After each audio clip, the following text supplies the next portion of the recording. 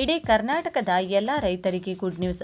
ಒಂದೇ ಪಹಣಿಯಲ್ಲಿ ಅಕ್ಕಪಕ್ಕದ ಜಮೀನಿನವರ ಹೆಸರು ಇದ್ದವರಿಗೆ ನಿಮ್ಮ ಜಮೀನು ಅಥವಾ ನಿಮ್ಮ ಸರ್ವೆ ನಂಬರ್ ಮತ್ತು ಹಿಸ್ಸಾ ಪ್ರತ್ಯೇಕವಾಗಿ ನಿಮ್ಮದೇ ಹೆಸರಿನ ಒಂದೇ ಪಹಣಿ ಬರುವಂತೆ ಪೋಡಿ ಮಾಡಿಕೊಳ್ಳುವ ಬಗ್ಗೆ ರಾಜ್ಯ ಸರ್ಕಾರದಿಂದ ಭರ್ಜರಿ ಗುಡ್ ನ್ಯೂಸ್.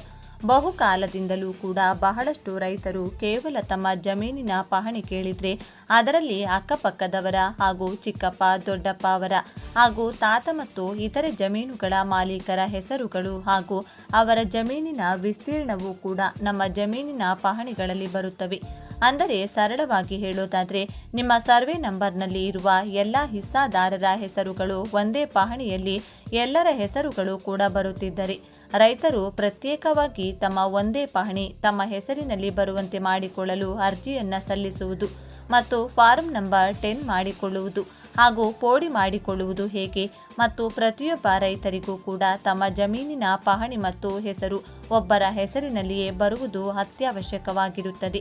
ಅದನ್ನು ರೈತರು ಯಾವ ರೀತಿಯಾಗಿ ಪ್ರತ್ಯೇಕವಾಗಿ ಕೇವಲ ಆ ಸರ್ವೆ ನಂಬರ್ ಮತ್ತು ಹಿಸ್ಸಾ ಒಂದೇ ಪಹಣಿ ಒಬ್ಬ ರೈತರ ಹೆಸರಿನಲ್ಲಿಯೇ ಬರುವಂತೆ ಎಲ್ಲರದೂ ಕೂಡ ಪ್ರತ್ಯೇಕವಾಗಿ ಮಾಡುವುದು ಹೇಗೆ ಎನ್ನುವ ಬಗ್ಗೆ ಕಂಪ್ಲೀಟ್ ಆಗಿ ಈ ವಿಡಿಯೋದಲ್ಲಿ ಮಾಹಿತಿಯನ್ನು ನೀಡಿದ್ದು ಪ್ರತಿಯೊಬ್ಬ ರೈತರಿಗೂ ಕೂಡ ತಪ್ಪದೆ ಈ ವಿಡಿಯೋವನ್ನು ಶೇರ್ ಮಾಡಿ ಹಾಗೂ ಪೋಡಿ ಮಾಡಿಕೊಳ್ಳುವುದು ಹೇಗೆ, ಫಾರಂ ನಂಬರ್ 10 ಮಾಡಿಕೊಳ್ಳುವುದು ಹೇಗೆ, ಪ್ರತಿಯೊಬ್ಬ ರೈತರು ಕೂಡ ಪಹಣಿಯಲ್ಲಿ ಪ್ರತ್ಯೇಕವಾಗಿ ಒಬ್ಬ ರೈತನ ಹೆಸರು ಒಬ್ಬ ರೈತನ ಜಮೀನಿರುವ ಒಂದೇ ಪಹಣಿ ಎಲ್ಲರದ್ದು ಕೂಡ ಪ್ರತ್ಯೇಕಗೊಳಿಸುವುದು ಹೇಗೆ ಎಂದು ಕಂಪ್ಲೀಟ್ ಆಗಿ ಈ ವಿಡಿಯೋದಲ್ಲಿ ಮಾಹಿತಿಯನ್ನು ನೀಡಿದ್ದು ನೀವು ಕೂಡ ನಿಮ್ಮ ಪಹಣಿಗಳು ಕೂಡ ಜಾಯಿಂಟ್ ಪಹಣಿಯಾಗಿದ್ದರೆ ಅದನ್ನು ಪ್ರತ್ಯೇಕಗೊಳಿಸಿ ಆ ಸರ್ವೆ ನಂಬರ್ನಲ್ಲಿ ಇರುವ ಪ್ರತಿಯೊಬ್ಬ ರೈತರ ಪಹಣಿಗಳನ್ನು ಬೇರೆ ಬೇರೆ ಮಾಡಿ ನೀವು ಕೂಡ ನಿಮ್ಮದೇ ಆದ ಹೆಸರಿನ ಜಮೀನಿನ ಪಹಣಿಯು ಪ್ರತ್ಯೇಕಗೊಳಿಸಲು ಬಯಸುತ್ತಿದ್ದರೆ ಇದನ್ನು ಮಾಡುವುದು ಹೇಗೆ ಎಂದು ಕಂಪ್ಲೀಟ್ ಆಗಿ ತಿಳಿದುಕೊಳ್ಳಲು ವಿಡಿಯೋವನ್ನು ಕೊನೆವರೆಗೂ ನೋಡಿ.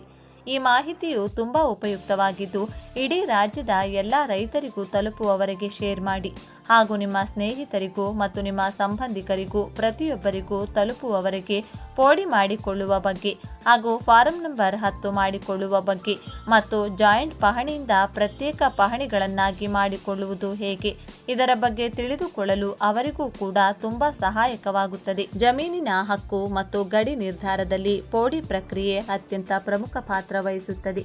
ಅದರ ಸಂಪೂರ್ಣ ವಿವರ ನೋಡೋಣ. ಪೋಡಿ ಎಂದರೇನು?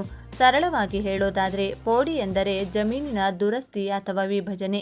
ಒಂದು ಸರ್ವೆ ನಂಬರ್ನಲ್ಲಿ ಇಬ್ಬರಿಗಿಂತ ಹೆಚ್ಚು ಮಾಲೀಕರಿದ್ದಾಗ ಅದನ್ನು ಅವರವರ ಹಿಸ್ಸಾ ಪ್ರಕಾರ ಪ್ರತ್ಯೇಕಿಸಿ ಹೊಸ ಸರ್ವೆ ನಂಬರ್ ಮತ್ತು ಪ್ರತ್ಯೇಕ ಪಹಣಿ ನೀಡುವುದಕ್ಕೆ ಪೋಡಿ ಎನ್ನಲಾಗುತ್ತದೆ.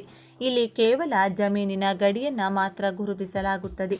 ಪೋಡಿಯ 4 ಪ್ರಮುಖ ವಿಧಗಳು: ತಾತ್ಕಾಲ್ ಪೋಡಿ, ತುರ್ತಾಗಿ ಅಥವಾ ಶೀಘ್ರವಾಗಿ ಮಾಡಿಸಿಕೊಳ್ಳುವ ಪ್ರಕ್ರಿಯೆ; ದರ್ಖಾಸ್ ಪೋಡಿ, ಸರ್ಕಾರದಿಂದ ಮಂಜೂರಾದ ಜಮೀನುಗಳಿಗೆ ಮಾಡುವ ಪೋಡಿ; ಆಲಿನೇಷನ್ ಪೋಡಿ, ಕೃಷಿ ಭೂಮಿಯನ್ನು ವಾಣಿಜ್ಯ ಅಥವಾ ವಸತಿ ಉದ್ದೇಶಕ್ಕೆ ಬಳಸುವಾಗ ಮಾಡುವುದು; ಮ್ಯೂಟೇಷನ್ ಪೋಡಿ, ಮಾಲೀಕತ್ವ ಬದಲಾವಣೆಯಾದ ಸಂದರ್ಭದಲ್ಲಿ ದಾಖಲೆಗಳ ತಿದ್ದುಪಡಿಗಾಗಿ ಮಾಡುವುದು. ಪೋಡಿ ಮಾಡಿಸೋದ್ರಿಂದ ರೈತರಿಗಾಗುವ ಲಾಭಗಳೇನು? ಕೇವಲ ದಾಖಲೆಗಾಗಿ ಮಾತ್ರವಲ್ಲದೆ ಪೋಡಿ ಮಾಡಿಸೋದ್ರಿಂದ ರೈತರಿಗೆ ಹಲವು ಕಾನೂನುಬದ್ಧ ಸೌಲಭ್ಯಗಳು ಸಿಗುತ್ತವೆ.